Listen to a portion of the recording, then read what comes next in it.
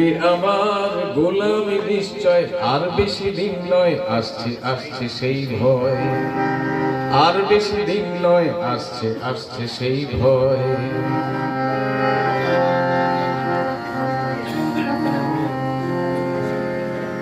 যার দয়ায় তোমার এই ঠাটবার, যার দয়ায় তোমার এই ঠাটবার, কোনদিন দেবে কি গো তার প্রতিদান? যার দয়ায় তোমার এই ঠাটবার, কোনদিন দেবে কি গো তার প্রতিদান?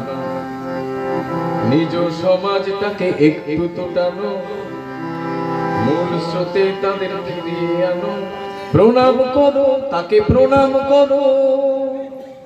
আর বেশি দিন নয়, আসছে আসছে সেই ভয়, আর বেশি দিন নয়, আসছে আসছে সেই ভয়।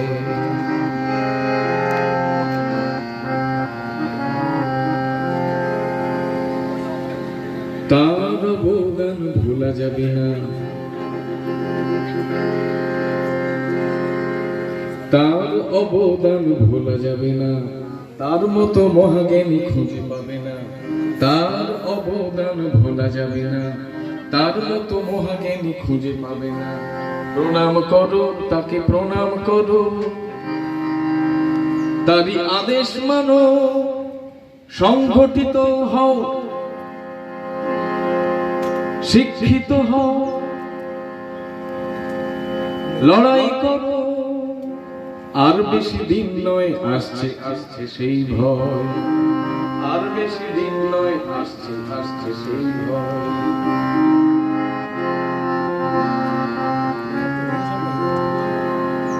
সংবিধান যত দিন রবে, নিরাপদে তুমি তত দিনই রবে। সংবিধান যত দিনই রবে, নিরাপদে তুমি তত দিনই রবে।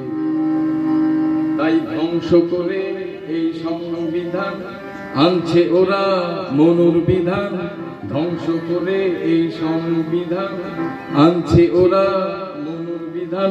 তখন কে বাঁচাবে, তখন কে বাঁচাবে?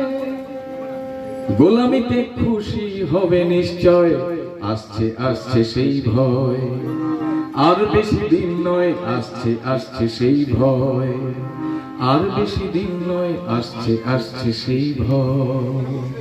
ধন্যবাদ। দক্ষিণ চব্বিশ পরগনা সুন্দরবন ডক্টর আম্বেদকর আর মহিলা ও শিশু ট্রাস্ট যেটা গঠিত হয়েছে, আমি তাদেরকেও আমার আন্তরিক শুভেচ্ছা ও কৃতজ্ঞতা জানাবো। এবং স্বস্তি সরকারের এই উদ্যম, কারণ আমরা তার আগের থেকে কাজ করছি, কিন্তু এত বড় আকারে এককভাবে পারিনি এই সাংগঠনিক কাজ। আমি হয়তো আমি স্মৃতি দিমন যদি আমরা লেখালেখির কাজগুলো করেছি, কিন্তু সকলকে সমবেত করে এইভাবে করা, এটা দৃষ্টান্ত এবং এটা ইতিহাস।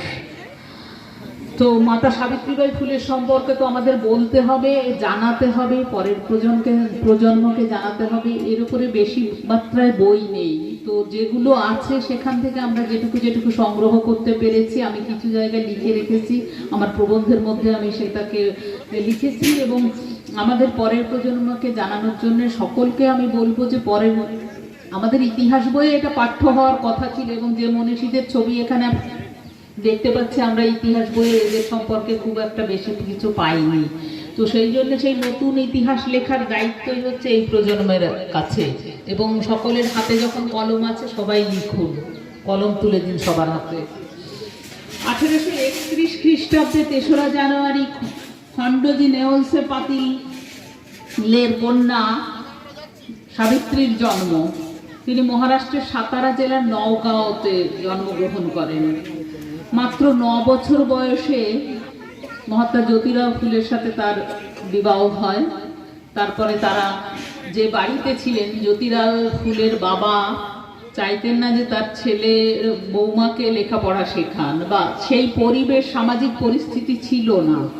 তো জ্যোতিরাও ফুলে যখন পড়াশুনো করছেন, তাকেও এমনভাবে স্কুল থেকে বিতাড়িত করা হয় এবং তিনি মাঠের কাজে আবার চলে আসেন। এবং এই জাত ব্যবস্থার শিকার তিনি তার শিক্ষাঙ্গনেই পেয়েছিলেন এবং সেখান থেকে তিনি আবার ওই মাঠের কাজ, ধান চাষের কাজ, এইসব কাজে চলে যান। তারপরে একটা দীর্ঘ সময় পরে আবার তিনি বিদ্যালয়মুখী হন এবং তার প্রধান এবং প্রথম কাজ ছিল তোর স্ত্রী সাবিত্রীবাই ফুলে এবং মাস্তুতো দিদি শগুনাবাইকে লেখাপড়া শেখানো, এবং তিনি তাদেরকে শিক্ষা দেওয়া শুরু করেন বাড়িতে। তারপরে তারা ফুলেকে ডেকে বলছে, তুই অনাশ্বাসী কাজ করিস না। কিন্তু জ্যোতিরাও ফুলে তার সিদ্ধান্তে অটল। 1848 সালে বউকে নিয়ে বেরিয়ে এলেন। সাবিত্রীরাও ফুলে একটা দ্বিধাদ্বন্দ্বের মধ্যে, প্রতিকূল শ্বশুরকুল এবং বাপের বাড়ি, এই দুই কুলকে রক্ষা করা কাজ মেয়েদের একটা বড় কাজ। বাবার সঙ্গে ছেলের বিরোধ, তাকে পড়াশুনো করানো নিয়ে বিরোধটা তাকে নিয়ে, এরকম বিরোধে সাবিত্রীবাই একটা সমস্যার মধ্যে পড়ে গেছেন। কাকে